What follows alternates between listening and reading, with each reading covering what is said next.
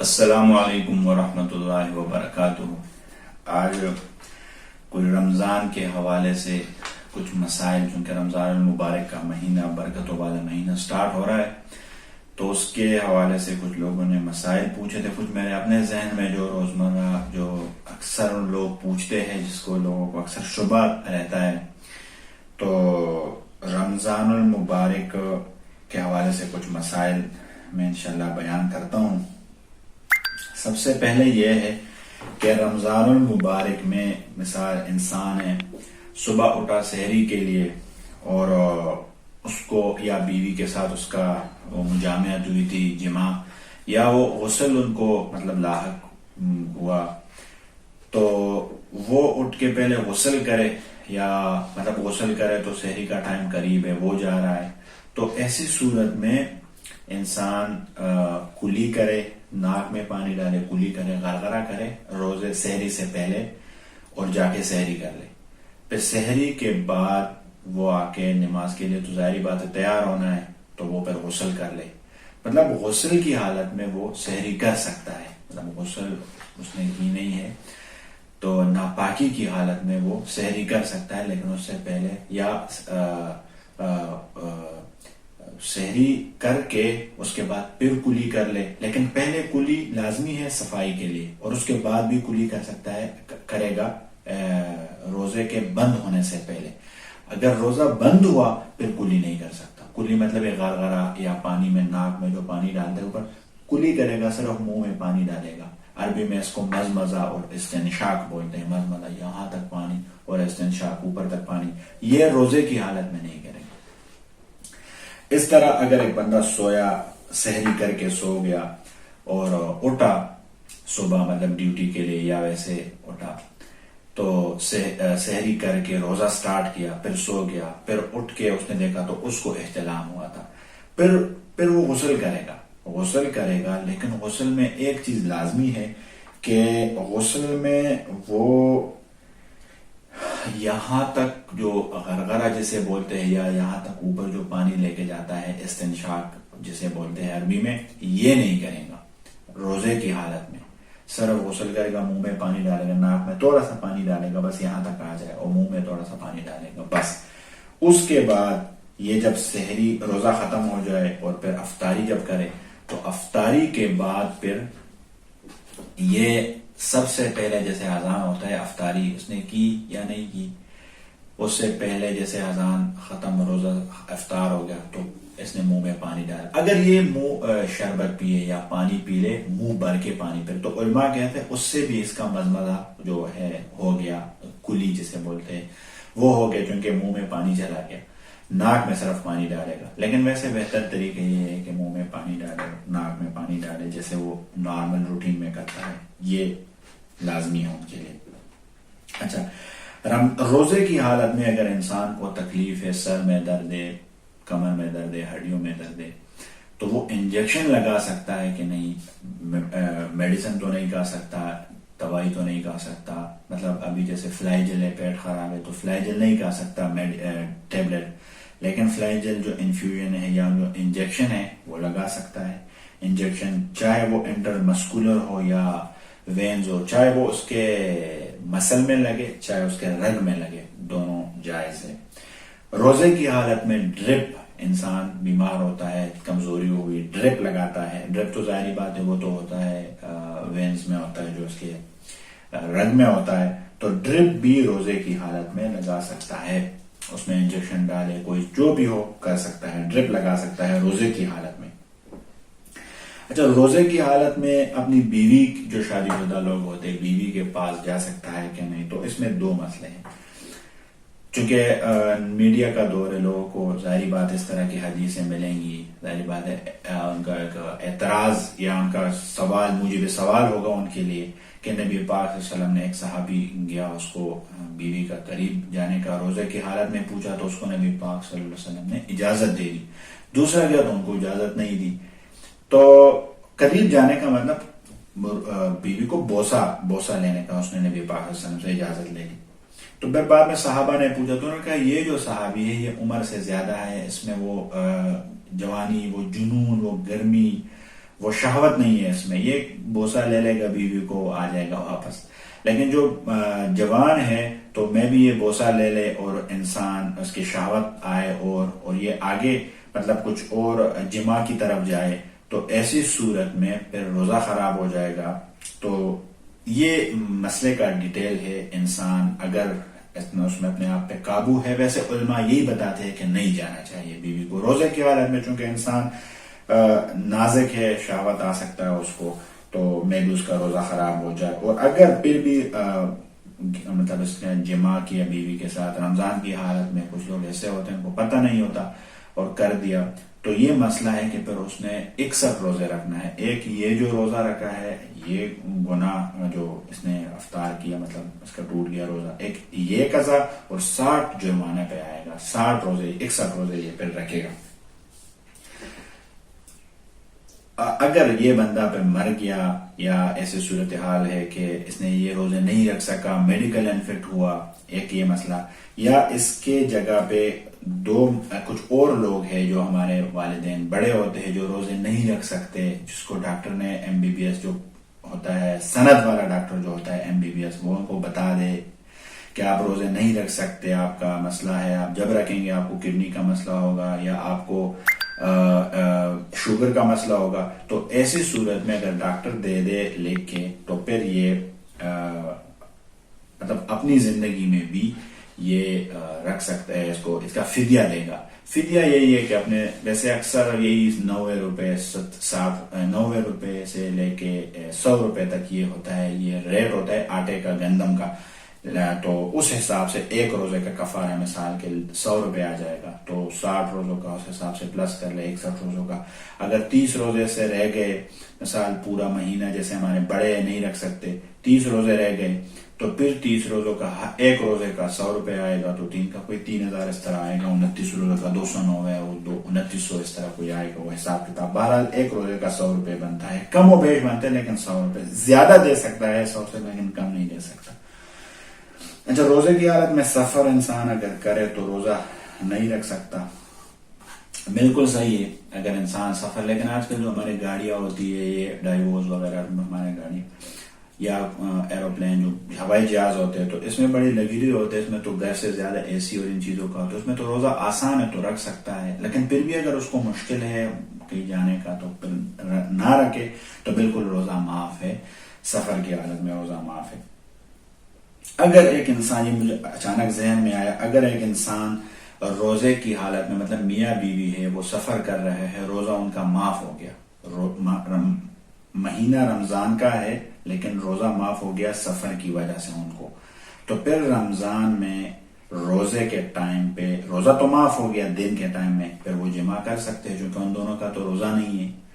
اس لیے کچھ ایسے ہیں مسائل. اچھا، کچھ ایسے ایک بندے نے پوچھا تھا کہ یار رمضان میں چیزیں مہنگی ہوتی، تو میرے بھائیو حدیث نا، قرآن حدیث ہمیں ہر چیز سکھاتی ہے.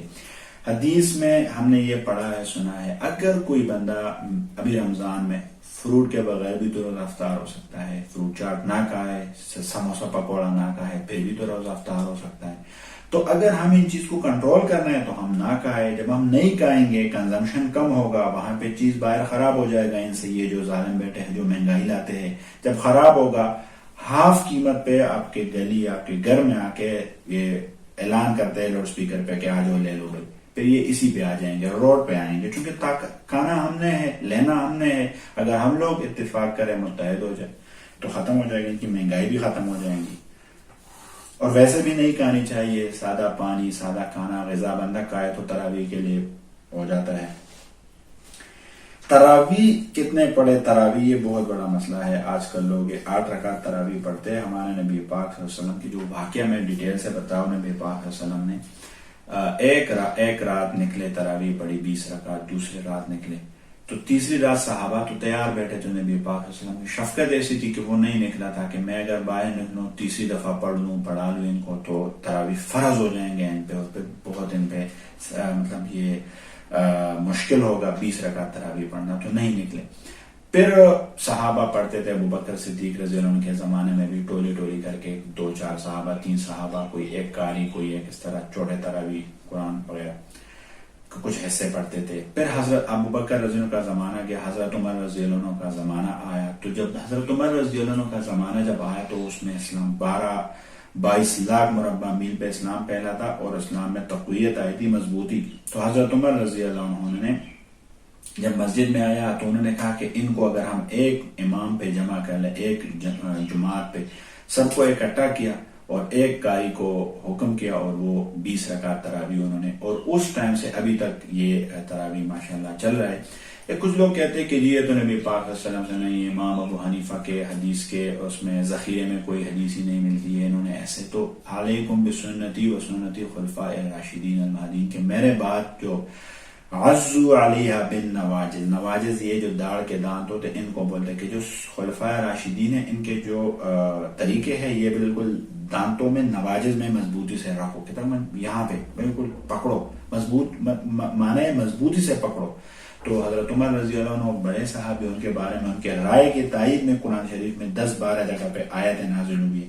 تو یہ حضرت عمر رضی اللہ عنہ کے زمانے سے پھر سٹارٹ ہو گیا, اور اس کے بعد اتنے سلف کا ہمارا 1500 سال سے یہ چل رہا ہے. یہ حرم شریف میں یہ ظالم ایک مسجد میں لکھا تھا کہ 20 رکعت تراویح کا ثابت کرنے, جو ثبوت دے گا 20 رکعت تراویح ثابت کرے گا احادیث سے, تو ہم 5 لاکھ کے 50 لاکھ روپے دیں گے. تو یہ جہالت کی باتیں ہیں. اس میں تراویح کے فضائل کتنے ہیں, ایک رکعت ایک سجدے پہ 1500 نیکیاں ملتی ہیں, اور ایک سجدے پہ ایک محل اللہ تعالیٰ اس مسجد میں 70,000 کمرے ہوں گے, یہ اللہ تعالیٰ دے گا سرخ یاقوت کا, اور ایک درخت لگائے گا سائے کے لیے, جس سے 1000 سال اگر عربی گھوڑا دوڑے تو اس کا سایہ ختم نہیں ہوتا, ایک سجدے پہ. پھر ایک رکعت میں 2 سجدے, پھر 2 رکعت میں 4 سجدے. تو تراویح میں کتنا فائدہ ہے انسان کو. اچھا, تراویح ایک مسئلہ اور میرے ذہن میں آیا. ایک بندے نے پوچھا تھا کہ جی تراویح میں پڑھتا ہوں چھوٹے تراویح, بڑے نہیں پڑھ سکتا, آپ قرآن شریف ختم نہیں کر سکتا, تو میں غلط ہوتا ہوں. تو اس کا بڑا آسان طریقہ ہے, آخری 10 سورتیں ہر بندے کو یاد, مومن کو یاد ہوتے ہیں. تو پہلے رکعت میں الم تری کیف سے سٹارٹ کر لے, دوسری رکعت میں لإیلاف قریش سٹارٹ کر لے. 2 سورتیں اس نے پڑھی تو 2 رکعت ان کے ہو گئے. اس طرح 3-4 جو رکعت پڑھنا ہے انہوں نے بعد میں, اس میں ارأیت الذی یکذب بالدین اور ساتھ میں انا اعطیناک الکوثر. اس طرح ترتیب سے آئے تو 10 سورتیں پڑھ لے گا, آخری تو 10 رکعت ختم ہو جائے گا. پھر الم تری کیف سے سٹارٹ کر لے تو آخر میں 10 رکعت ختم ہو جائیں گے, اور اس کے 10 سورت دوبارہ, تو سورت بھی ریویژن بھی ہو جائے گا, اس کو یاد بھی ہو جائے گا اس کو, اور تراویح بھی ختم ہو جائیں گے. اچھا, رمضان میں اگر شوہر سخت ہو, مطلب اگر ایسا شوہر ہو جو بالکل سخت ہو کھانے کے حوالے سے, تو یہ بڑا مسئلہ ہے کہ مطلب نمک زیادہ ہے, جو ایسے تو نہیں کرنی چاہیے مستورات کے ساتھ, مطلب یہ نازک ہے. لیکن پھر بھی اگر ہو تو یہ کوئی نمک یا کوئی یہ چیز چٹنی وغیرہ کوئی چیک کر سکتی ہے روزے کی حالت میں. تو علماء کہتے ہیں کہ مثال پکوڑا یا کوئی چیز اٹھا لیا اور بالکل یوں اس طرح لگا لیا, یہاں سے ان کو پتہ چل گیا کہ اس میں چیز برابر ہے یا کم ہے, پھر ٹوکے اور منہ کو صاف کر لے. لیکن اتنا کر سکتا ہے, اس سے زیادہ نہیں, مطلب منہ میں نہیں کہ چبائے اور چیک کرے, یہ نہیں, صرف اتنا کر سکتا ہے. یہ اگر شوہر خل دماغ ہو, بالکل سخت ہو, تو اس طرح. اچھا, اور لوگوں کا مدد اس طرح ہے کہ عبداللہ ایک حدیث میں آیا ہے, ترغیب میں یہ حدیث ہے 2623 نمبر پر, حسن حدیث ہے. نبی پاک صلی اللہ علیہ وسلم فرماتے ہیں, حدیث کا مفہوم ہے کہ میں اپنا آپ بتا رہے کہ میں ایک اعتکاف سے زیادہ یہ پسند کرتا ہوں کہ کسی مسلمان کا مدد کروں. اعتکاف سے, مسجد نبوی میں اعتکاف سے بیٹھ کے زیادہ. تو یہ غریبوں کا مہینہ ہے, لوگ ہمارے غریب لوگ, خاص کر یہ جو حالات چل رہے ہیں, بازار بند ہے سب کچھ, تو اس میں غریب لوگوں کا ہم خیال رکھیں. تو انشاءاللہ ویسے بھی رمضان میں 1 روپے کوئی دے دے گا تو اللہ تعالیٰ اس کے بدلے میں وہ 70 دیتا ہے. اس طرح نفل اگر کوئی پڑھے, 2 رکعت نفل پڑھے تو 70 رکعت نفل کا ثواب ہے, نماز پڑھے تو 70 نمازوں کا ثواب ہے. تو یہ لوٹ مار والا جو ہے یہ جو رمضان کا مہینہ ہے. جب کچھ لوگ نا قضا عمری پڑھتے ہیں, آخر رمضان مبارک کے آخری جو جمعہ آتا ہے اس میں 4 رکعت نفل پڑھتے ہیں, پتہ نہیں کوئی, اور پہلے رکعت میں کوئی آیت الکرسی پتہ نہیں 7 دفعہ, اس طرح کوئی طریقہ. اس کی کوئی حقیقت نہیں ہے, قضا عمری کی کوئی حقیقت نہیں ہے. اچھا، زکوٰۃ کچھ لوگ خاص کر رمضان مبارک میں دیتے ہیں، تو اچھی بات ہے. زکوٰۃ کا ایک دوست نے کال کی تھی بڑا، تو زکوٰۃ کا آسان طریقہ ہے. جتنا زیورات ہے، گھر کا سامان جو یوز میں نہیں آتا، جو فری میں پڑا ہوتا ہے تو یوز میں آتا ہے وہ نہیں. اگر کوئی کاروباری بندہ ہے تو ان کا جیسے مثال ان کا کوئی گاڑیاں چل رہی ہے، یا ان کی کوئی ہے گھر ہے جو رینٹ پہ دی ہے، اس طرح رینٹ، تو وہ جو رأس المال ہے، جو ایگزیکٹ جو اس کی قیمت ہے، اس پہ زکوٰۃ نہیں ہوگا. اس پہ جو رینٹ آتا ہے نا، وہ رینٹ پہ زکوٰۃ ہوگا. مطلب گاڑی ہے، گاڑی 7 لاکھ کی ہے تو 7 لاکھ پہ زکوٰۃ نہیں آئے گا. جو گاڑی جو ان کو پیسے دیتا ہے انہی پیسوں پہ زکوٰۃ آئے گا. اس طرح اگر گھر ہے تو گھر 20 لاکھ کا ہے تو گھر پہ زکوٰۃ نہیں آئے گا. جو گھر کا جو رینٹ آتا ہے، جو گھر کے اوپر رینٹ آتا ہے، اسی رینٹ پہ زکوٰۃ دے گا. تو یہ زکوٰۃ کے مصارف ہے. اس طرح قریبی علماء سے بھی بندہ پوچھ. اور جو بڑی بات ہے رمضان المبارک میں وہ یہ ہے کہ رمضان سے پہلے 4 کام، ابھی رمضان سٹارٹ ہونے والا ہے، آج انشاءاللہ اعلان ہو گیا کل، تو 4 کام. سب سے پہلے اگر یہ 4 کام کسی نے نہیں کیے تو رمضان میں روزے کا کوئی فائدہ نہیں ہے. ایک یہ ہے کہ شراب پینے والا یہ شراب سے توبہ کر لے. دوسرا، جو ماں باپ کا نافرمان ہو، لڑنے جھگڑنے والے ہو اپنے ماں باپ سے، ان سے معافی مانگے، ان سے جا کے صلح کر لے. تیسرے نمبر پہ کہ رشتہ داروں سے لڑنے والا ہو، ان سے جا کے معافی مانگے. ان سے اگر کوئی غلط کام بھی کرے، کم از کم اتنا ہو کہ راستے میں آئے السلام علیکم، وعلیکم السلام، اتنا ہونا چاہیے. بے شک انسان کا دل نہیں چاہتا، کوئی فیملی کے ایسے مسائل ہوتے ہیں، لیکن السلام علیکم سلام کم از کم ہونی چاہیے. ایسا نہ ہو کہ سلام بھی نہ ہو. رمضان روزے کا کوئی فائدہ نہیں. رشتہ داروں سے قطع تعلق، اور مسلمان سے کینہ رکھنے والا، مسلمان کو دل میں بغض رکھنے والا، کینہ رکھنے والا. اور میرے بھائی، ان کے روزے کا کوئی حدیث میں آتا ہے کہ یہ اگر عرفات میں ہو، لیلۃ القدر میں ہو، حج میں ہو، سب کی بخشش ہو جاتی ہے، سب کی مغفرت ہو جاتی ہے، لیکن ان لوگوں کی کوئی بخشش، کوئی مغفرت نہیں ہوتی. تو رمضان المبارک سے کچھ ایک چیزیں، کچھ مسائل جو میرے ذہن میں تھے، کچھ دوستوں نے پوچھے تھے، تو اس کا ہم نے انشاءاللہ. اچھا، ٹوتھ پیسٹ کا مسئلہ آ گیا ذہن میں. کچھ لوگ ٹوتھ پیسٹ کرتے ہیں رمضان میں، تو نہیں کرنی چاہیے، مکروہ ہے. جو کہ ان کی جو چیز ہے وہ اندر جاتے ہیں منہ میں اور وہ سن ہو جاتا ہے، تو اس لیے مکروہ ہے. سحری سے پہلے، افطاری کے بعد کر سکتا ہے. بہت سخت ضرورت ہو، دانتوں میں درد ہو، تو پھر باہر اس طرح کر سکتا ہے. مطلب باہر، اندر یہ نہیں کر سکتا. نمبر 1 ایک اور مسئلہ یاد آیا. کانوں میں دوائی ڈالنے سے روزہ بالکل نہیں ٹوٹتا. ناک میں ڈالتا ہے تو چونکہ وہ حلق میں جاتا ہے تو اس کا علماء منع فرماتے ہیں. ناک میں ڈالے اور حلق میں ذائقہ آیا تو وہ بھی نہیں ڈالنی چاہیے. ویسے ناک میں ڈالا تو نہ، اس سے ڈالنے سے، دوائی ڈالنے سے، کوئی روزہ وغیرہ، سر پہ تیل لگانے سے، ناک میں ڈالنے سے، ان چیزوں سے کوئی روزہ وغیرہ. مسواک روزے میں کر سکتا ہے. مسواک چاہے ذائقے والا ہو، ترش ہو، کڑوا ہو، نرم ہو، سخت ہو، کوئی روزے پہ کوئی ایسا نہیں پڑتا. صدق اللہ العظیم.